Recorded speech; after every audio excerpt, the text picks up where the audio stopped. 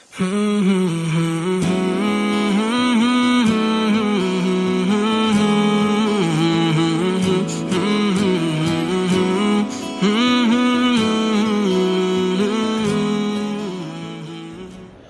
اللہ الرحمن الرحیم۔ السلام علیکم ورحمۃ اللہ۔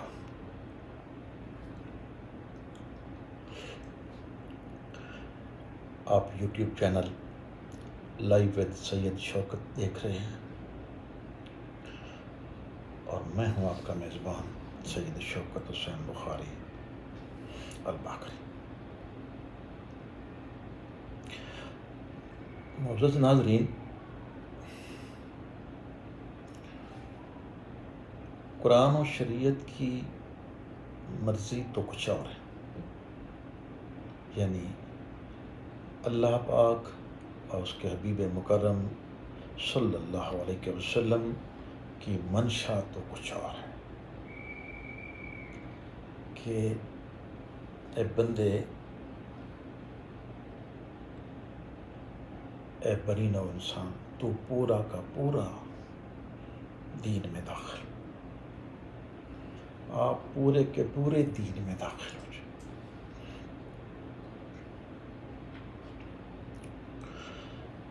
لیکن شومی قسمت، نفس نفسی، شیطانیت، مادیت،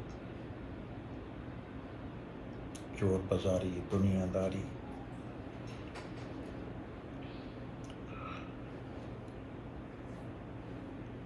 اتنا گھیر لیا ہے، اتنے ہوس پرست ہو گئے ہیں کہ ہم پورے کے پورے جو اللہ کی منشا تھی، اللہ کے حبیب مکرم صلی اللہ علیہ وسلم، منشا تو دین میں پورے کے پورے داخل ہونے کی تھی، لیکن ہم دنیا داری میں، نفسانی خواہشات میں پورے کے پورے داخل۔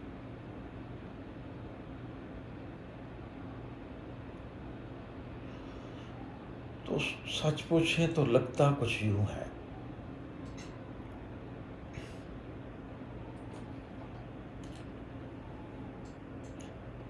اللہ کی منشا کچھ اور ہے، ہم کچھ اور کر رہے ہیں۔ آقا نامدار صلی اللہ علیہ وسلم کی منشا کچھ اور ہے، ہم کچھ اور کر رہے ہیں۔ اس کا مطلب یہ ہے کہ یا تو ہم کلمہ بھول گئے ہیں، یا پھر کلمہ صحیح طریقے سے پڑھا ہی نہیں ہے۔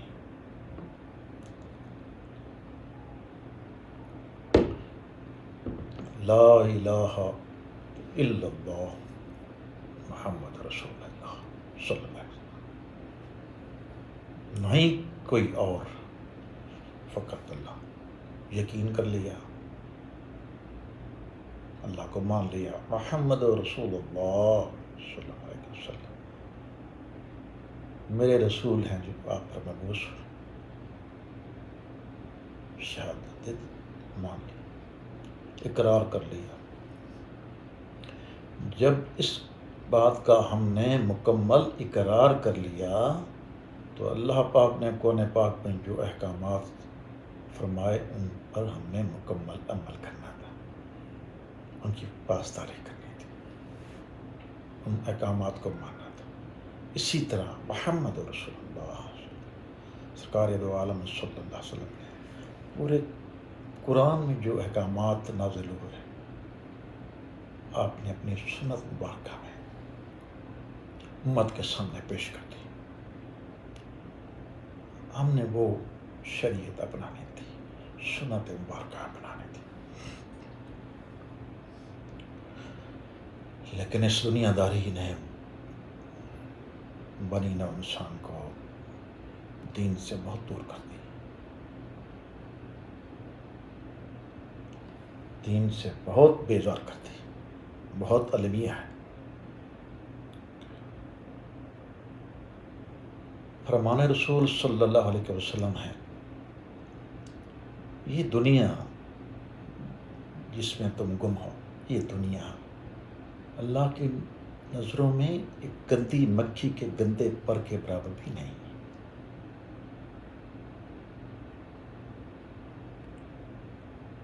اللہ نے امت محمدیہ کے لیے تو جنت الفردوس میں محل بنا رکھے ہیں، باغات بنا رکھے ہیں، وہاں سہانے خواب ہے، اصل گھر وہاں ہے۔ یہ دنیا ساری کی ساری اس کی حقیقت ایک گندی مکھی کے گندے پر کے برابر ہے۔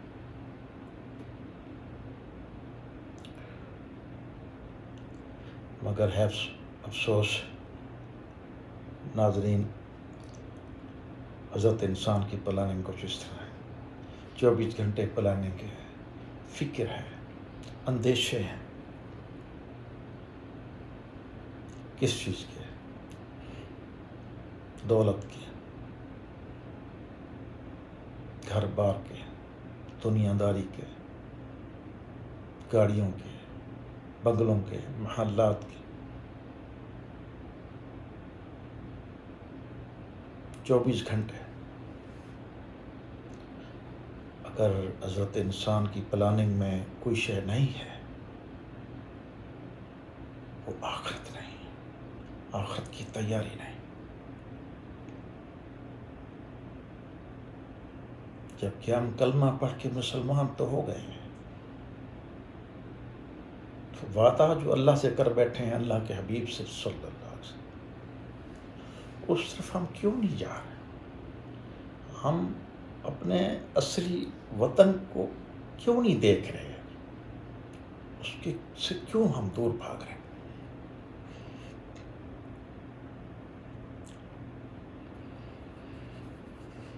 جو چیز مقدر میں لکھی ہے، رزق، اس کی خاطر دن رات ہم نے اپنے آپ کو گم کر لیا۔ جو اللہ نے دینے کا وعدہ کیا ہے، اللہ نے اس میں ہم خود مشقتوں میں پڑ کے دن رات خرچ کر ڈالا، اور جو کچھ ہم نے خود لکھنا تھا، محنت کر کے آخرت کی تیاری کرنی تھی، وہ اللہ پہ ڈال دی۔ سرکار دو عالم آقا نامدار صلی اللہ علیہ وسلم نے فرمایا، مجھے بہت فکر ہے، مجھے بڑی فکر ہے کہ میری امت کہیں نفس نفسی میں، مادیت میں، ہوس پرستی میں گم نہ ہو جائے، غرق نہ ہو جائے۔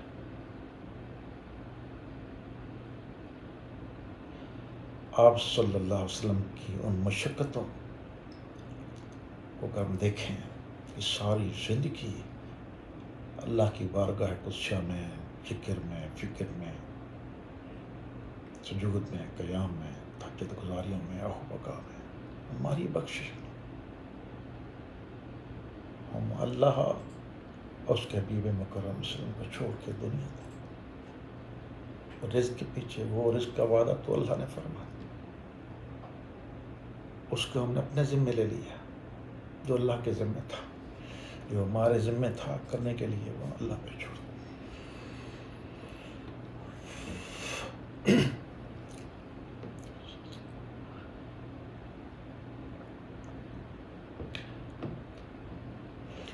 وقت مقرر ہے موت کا، یاد رکھ لیں، وہ اٹل ہے، وہ آ کے رہنا ہے۔ حضرت سلیمان علیہ السلام کے دربار میں ایک شخص بیٹھا تھا، اور دربار میں ایک بھاری بھرکم شخص داخل ہوا۔ پوری جو دربار تھی، دربار میں ایک شخص کو گھور کے دیکھا، ایسے خونخوار نگاہوں سے دیکھا، بس وہ چلا گیا۔ جانے کے بعد وہ شخص اٹھا اور آپ کی بارگاہ میں عرض کی، حضور یہ کون بھاری بھرکم شخص تھا، آیا تھا اور گھور کے مجھے دیکھ رہا تھا؟ آپ نے فرمایا، یہ ملک الموت تھا، تمہاری موت کا وقت آ گیا ہے، میری روح قبض کرنے کے لیے آیا تھا۔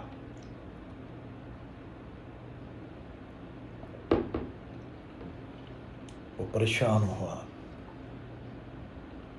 یا حضرت آپ کو ملکہ حاصل ہے، ہوائیں آپ کی صاحب قدرت میں ہیں، آپ ہواؤں کو حکم دیں کہ مجھے ہند کی سرزمین پر پہنچا دیں۔ آپ نے حکم دیا، ہواؤں نے اسے اٹھایا اور ہند کی سرزمین پر پہنچا۔ آگے جو ہی ہند کی سرزمین پہ وہاں اس کو اتارا، سامنے دیکھا تو وہ ملک الموت سامنے۔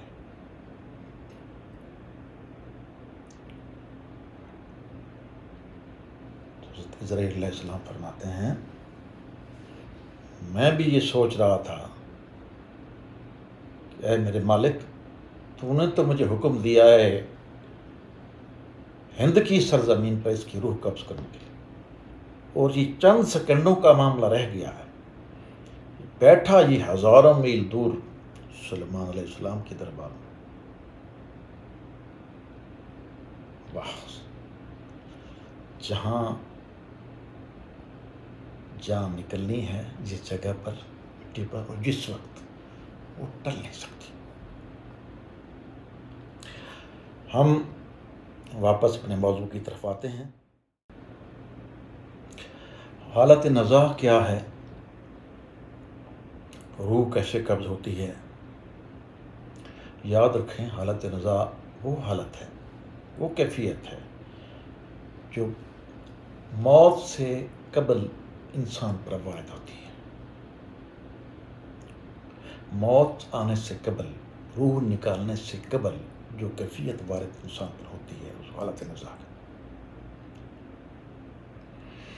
اور روح قبض ہونے کی دو کیفیات ہیں۔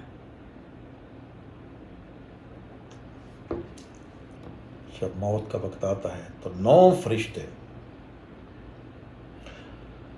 حدیث باقی میں تھوڑی بہت کمی بیشی ضرور ہے، لیکن حضرت عزرائیل علیہ السلام یہ موت کے جو فرشتے ملک الموت کہتے ہیں، صرف یہی نہیں جان قبض کرتے، بلکہ ان کے ساتھ یہ 9 فرشتے ان کی اسسٹنس کے لیے موجود ہیں۔ جب یہ انسان کے پاس وارد ہوتے ہیں موت کے وقت تو ایسے لگتا ہے یہ سارے جہان میں محیط ہو گئے ہوں، پھیل کے۔ اگر وہ انسان میرے جیسا گناہگار ہے، اللہ نہ کرے، تو وہ بھیانک شکل میں وارد ہوتے ہیں، انتہائی خون خارے کی کیفیت میں، اور چاروں طرف سے اس کو جکڑ لیتے ہیں، مضبوط کر کے رکھتے ہیں۔ حضرت انس رضی اللہ تعالیٰ سے روایت ہے، سرکار دو عالم صلی اللہ علیہ وسلم نے فرمایا کہ اگر یہ چاروں طرف سے فرشتے پکڑ کے نہ رکھیں تو جو موت کی وحشت ہے اس کو دیکھ کر انسان ہوا میں اڑتا پھرے، جنگلوں میں بھاگتا پھرے۔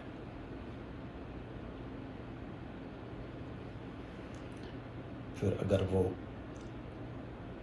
بد انسان سے، جسم سے نکلی ہوئی روح ہے تو نکال کر دوزخ کی طرف لے جاتے ہیں۔ مگر آپ جیسے نیک لوگوں کی روح ہے تو وہی فرشتے نورانی شکل میں اس کے سامنے آتے ہیں اور درود و سلام کے گجرے پیش کرتے ہیں، اور اس کے لیے رحمتوں کی دعا کرتے رہتے ہیں، اور اس کی روح کو لے جا کر جنت الفردوس پہ چھڑاتے ہیں، اور اس وقت تک پھر اس کے ساتھ رہتے ہیں جب تک اس کو قبر میں دفن نہ کر دیا جائے۔ یہ اس کا اکرام ہے۔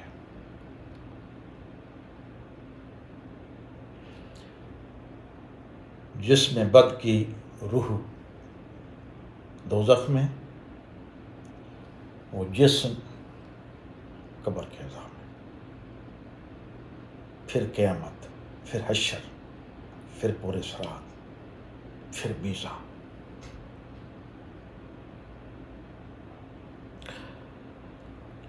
ناظرین، میں جو ایک گناہگار انسان ہوں، مجرم ہوں، پست انسان، ناشکر انسان، لیکن بس ان کی آل ہونے کی ایک نسبت ہے. وہ کہتے ہیں نا جی، میں تو فقط خاک ہوں، میں تو فقط خاک ہوں، مگر ان سے صلی اللہ علیہ وسلم، ان سے ہے نسبت میری. یہی ایک رشتہ ہے جو میری اوقات بدل دیتا. انشاءاللہ تعالی ہم مل جل کے وہ سامان اکٹھا کرنے کی کوشش کریں گے تھوڑا بہت، کہ اللہ اور اس کے حبیب مکرم صلی اللہ علیہ وسلم کے سامنے منہ دکھانے کے قابل ہو جائے کہ حضور اکرم صلی اللہ علیہ وسلم کے امتی آ رہے ہیں، امت محمدیہ میں سے یہ لوگ آ رہے ہیں. ہمارے اعمال سرکار دو عالم صلی اللہ علیہ وسلم کے لیے ندامت کا باعث نہ بنے کہ حضور کی اتنی گناہ گار امت مجرم آپ کو آسانی سے چھوڑیں گے نہیں. آپ فکر نہ کریں، انشاءاللہ تعالیٰ بفضل آپ اسی طرح وابستہ رہے ہمارے ساتھ، تو انشاءاللہ آپ کی زندگی پھولوں کی طرح ہلکی اور خوشبودار ہو جائے گی. اگلی ویڈیو میں انشاءاللہ تعالیٰ ہم آپ کو اس جو بھیانک تکلیف ہے اس نزاع کی، جیسے سرکار دو عالم صلی اللہ علیہ وسلم نے فرمایا تھا کہ جسم سے روح ایسے نکالی جاتی ہے جیسے پرانی چادر تنگ خاردار جھاڑی میں اچھا دی جائے،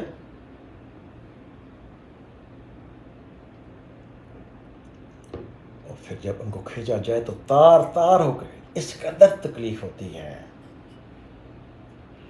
تو اس تکلیف سے محفوظ رہنے کے لیے، بچنے کے لیے ہم آپ کو اگلی ویڈیو میں ایک عمل بتائیں گے. ناظرین آپ یاد کر لیں، اگر وہ بات صرف اس فقیر کی ہو تو اٹھا کے دیوار کے باہر پھینک دینا، لیکن اگر یہ بات اللہ اور اس کے حبیب مکرم صلی اللہ علیہ وسلم کی ہو تو بسم اللہ کر کے سر آنکھوں پہ رکھ کے عمل کرنا. چند سیکنڈوں کا عمل ہے، مختصر سا عمل، انشاءاللہ تعالیٰ فرمان رسول صلی اللہ علیہ وسلم کرنے سے روح ایسے نکالی جائے گی جیسے انبیاء کرام کی پاک روح نکالی جاتی. ناظرین خود و غرض مت بنیے، اپنے سے زیادہ دوسرے کی فکر کیجیے، اور سب سے بڑی فکر اس کی آخرت کی فکر ہے. جو باب کوثر سے آپ کو آب کوثر ملتا رہے، پیالہ جام ملتا رہے لوگوں تک، احباب تک، کیش قبیلے تک، رشتہ داروں تک شیئر کرتے رہے. اہتمام کرے امت محمدیہ کی بخشش کا، مغفرت کا، کشاں جنت الفردوس میں جانے کے لیے راستہ ہموار کریں، اور دوزخ کا راستہ بند کرنے کے لیے. ملاقات ہوتی ہے اگلی ویڈیو میں. فی امان اللہ.